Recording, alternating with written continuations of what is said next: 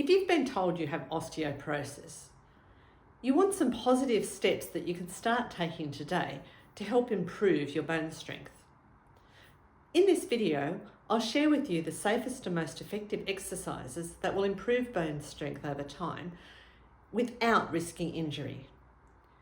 If you're able to dedicate just 20 to 30 minutes each day to these simple exercises, it will make a meaningful difference. So why does exercise matter? The reality is that osteoporosis weakens bones. However, our body responds to resistance and movement by building strength if you do it correctly. Daily weight-bearing exercises helps to stimulate bone growth, especially in the hips, which is a notorious area where women tend to lose bone density. That and the spine are the two most common areas. Studies have shown that while walking 30 minutes per day may not reverse osteoporosis, it can help to stabilise or slow the decline. Strength training 2 to 3 times per week is an excellent way to actually build up bone density. You don't need to start with massive weights. You can actually just start with even body weight as a great way to start, and then over time build up with more weights. Increase the weights and just keep that progressive load happening so that your muscles and bones have to keep up and grow stronger with your body. Strength training 2 to 3 times per week has been shown to be one of the most effective ways to improve bone density. Getting started is pretty simple, and you don't need a gym or a lot of equipment to get started. You can just use your own body weight as the first step. Certainly over time you do want to progressively increase the weights, but initially just get started is really the key. The Lift More study was an excellent study that actually showed that progressive load can actually improve bone density. This study had participants do a series of weight training. It had a 3-month period where they actually did a lot of work teaching people how to do the weights properly, because form is really critical to prevent injury, and also to make sure you're getting the right parts of your body. So what it included was basically 4 key exercises. There was the bar drop exercise, there was the deep squat exercise, there was the deadlifts, and there was the shoulder press. And those 4 exercises over time helped a number of the women actually slow the progression. A number of the women actually stabilised their osteoporosis and prevented further loss. And there were even some that actually reversed osteoporosis completely and started building up bone. So it did show some incredibly good results. Another exercise that's really important to do is really balance exercises. You could do just 5 minutes each day, because the reality is that you don't fall from a standing position usually. It's usually because you trip or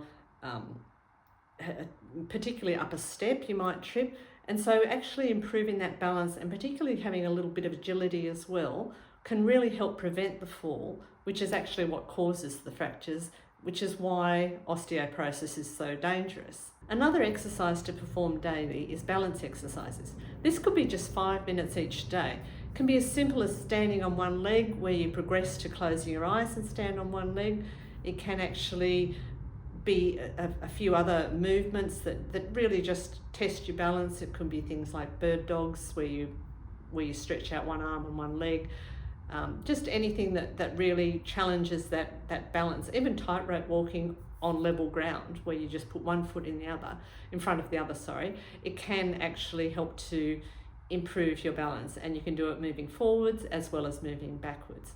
Because the reality is that we don't get broken bones or fractures from standing in one spot. It's usually when we're moving around and we trip, and if we're able to catch our fall or rebalance ourselves, the risk of a fracture drops dramatically. Knowing which exercises to avoid can be equally important when you're doing a new exercise routine. There's probably 5 key exercises or not to-dos that you should be aware of when you do a new exercise routine. to prevent injury and risk fracture, for example.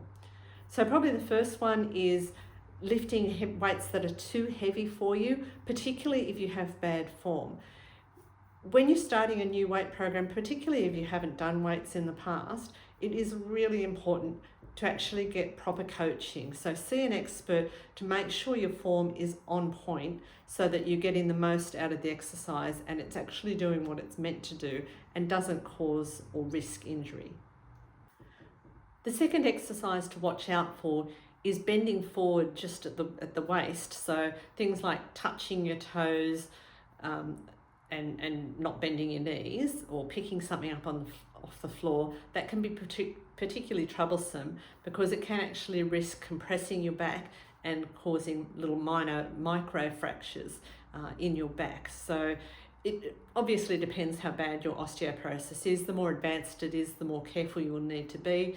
If you're in the osteopenia range, you probably can do a little bit still, but you do need to just watch that. And this is where it's probably, once again, good to get some expert advice from your doctor or even a physiotherapist in terms of what type of exercise is going to be best for you and which ones you really need to watch out for in terms of those bending exercises. The next, which is very similar along those lines, is twisting exercises. So things like if you do Russian twist where you're scrunched up and you do each side, like rowing with your feet. That one, it twists you, particularly if you're using weights, it becomes quite risky.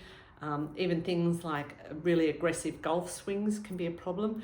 And the other one to watch out for is contact sports, or even if you particularly have bad osteoporosis and you have bad balance, things like bushwalking where there's an uneven track are really things you need to watch out for and be careful of. And finally, high impact exercises. This one is a little bit tricky because you do want some impact to actually help improve your bone density. And what you will find is that Liftmore study where it did the bar drop, that actually did involve people, the women lifting themselves up and dropping down. So it's not that you should avoid all impact, it's just the amount of impact you'll need to watch out for. And the level of degradation you have in your bones will help determine what is too much impact for you.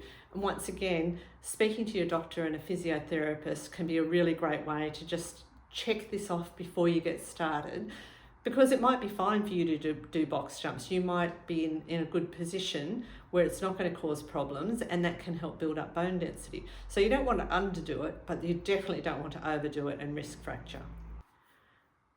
So there are the exercises, the exercises you should do, the ones you should watch out for and avoid.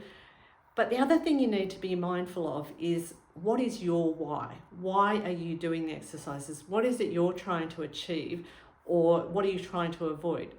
For me, it's all about being in control and staying strong and having choices. And I really want to be living independently for as long as I possibly can into old age. I don't want to be relying on someone else to look after me unless I absolutely have to. I mean, if that happens, that happens. But by remaining strong and protecting my bones, I have the best hope possible of living as long as possible independently. The key thing to remember is osteoporosis isn't a death sentence, and there are really massive positive things that you can do, actions that you can take right now that can start having an impact and improving your bone density and at least stabilising it, if not improving it. Thanks so much for watching. Please hit like if you enjoyed the video and subscribe if you'd like to see more from me.